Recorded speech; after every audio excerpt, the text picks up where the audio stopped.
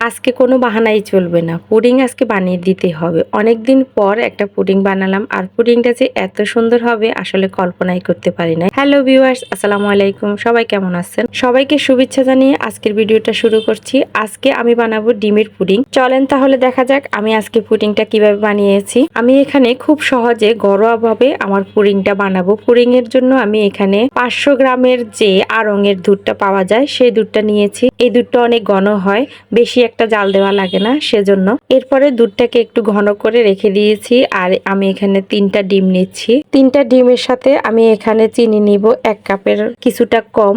4টা ডিম নিলে 1 কাপই পুরোপুরি দেওয়া লাগতো। আমি এখানে 4টা ডিম নিই নাই, পুডিং বক্সে যদি না হয় সেজন্য একটু সন্দেহ করে একটা ডিম রেখে দিয়েছি। তো আমি ডিম আর চিনিটাকে ভালো করে মিক্স করে নিচ্ছি। ডিমটা যখন মিক্স হয়ে গেছে ভালো করে, তখন আমি এখানে দুধটা দিয়ে দিচ্ছি। দিয়ে আবারও সবগুলো উপকরণ ভালো করে মিক্স করে নিচ্ছি। খেয়াল রাখতে হবে চিনিটা যেন দানা না থাকে। আর দুধটাকে আমি একপাশে মিক্স করে রেখে দিছি একটু ঠান্ডা হওয়ার জন্য। এরপর আমি একটা ছোট পাইপে নিয়ে ক্যারামেল করে নিব। ক্যারামেলের জন্য এখানে 3 চামচ চিনি নিয়েছি আর 2 চামচের মতো পানি নিয়েছি। পানি নিয়ে আমি ভালো করে এটাকে অনেকক্ষণ আস্তে আস্তে জাল দিব। আর জাল দিতে দিতে যখন এটা লালচে হয়ে আসবে তখন আপনারা আপনাদের পছন্দ মতো করে কালার করে নিতে পারেন। আর আমার কালারটা একটু গাঢ় হয়েছে। ক্যারামেলটা হয়ে যাওয়ার পরে আমি এটাকে নামিয়ে যে পাতিলে পুডিংটা বসাবো সেই পাতিলে ঢেলে নিব আর এটাকে সুন্দর করে সেট করে নিব। ক্যারামেলটা পুডিং বক্সে একেবারে সুন্দর করে সেট হয়ে গেছে।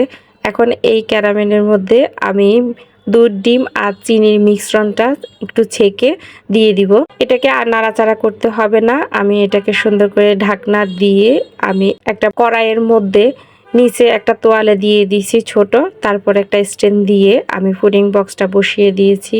আর এটার মধ্যে আমি অর্ধেকের থেকে একটু কম পানি দিয়েছি। দিয়ে আমি এটাকে ঢাকনা দিয়ে প্রায় 25 থেকে 30 মিনিট পর্যন্ত জাল দিছি। জাল দিয়ে আমি একটু দেখছিলাম যে এটা হচ্ছিল কিনা। তো দেখেন আমার পুডিংটা কিন্তু একেবারে সুন্দর করে হয়ে গেছে। আর এর চেয়ে বেশি জাল দিলে কিন্তু পুডিংটা আবার ফুলে উঠবে, ভালো হবে না। এখন আমি এটাকে নামিয়ে কিছুক্ষণ রেখে দিব। আর একটু ঠান্ডা হয়ে গেলে আমি 4-5টা একটা ছুরি দিয়ে হালকা করে একটু 4-5টা ঘুরিয়ে নিব।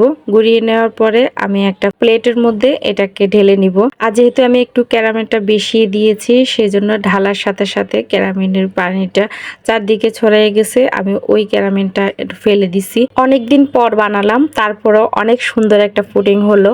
নেক্সট টাইম আরো সুন্দর হবে। তো দেখেন এটাকে আমি ঠান্ডা করে ফ্রিজে রেখে দিছি প্রায় 1 ঘন্টার মতো। 1 ঘন্টা পরে এই হচ্ছে পুডিং এর ফাইনাল লুক। তো পুডিংটা কেমন হয়েছে অবশ্যই সবাই কমেন্টস করে জানাবেন। সবাইকে অনেক অনেক ধন্যবাদ ভিডিওটা দেখার জন্য। আজকের মতো বিদায় নিচ্ছি। সবাই ভালো থাকবেন। আল্লাহ হাফেজ।